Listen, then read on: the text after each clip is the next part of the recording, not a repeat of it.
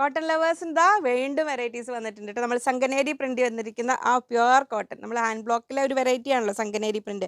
അതിൽ കുറച്ചുകൂടെ നമ്മൾ നോർമൽ കാണുന്ന കളേഴ്സിനേക്കാളും കുറച്ച് ഡിഫറെൻ്റ് ആയി, എല്ലാം ഒരു 10 മീറ്റേഴ്സ് കട്ടിലാണ് കേട്ടോ വരിക. അതങ്ങനെ വരുന്നു.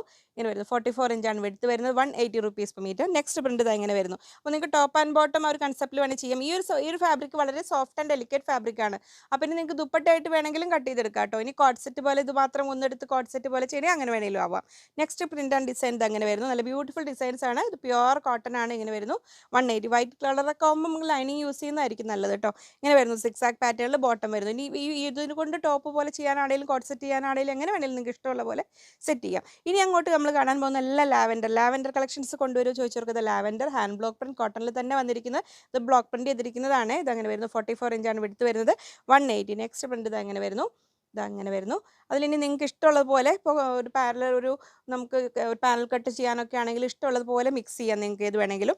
നെക്സ്റ്റ് പ്രിന്റ് ഇത് അങ്ങനെ വരുന്നു. എല്ലാം 180 റുപ്പീസ് പെർ മീറ്റർ, 180 രൂപ.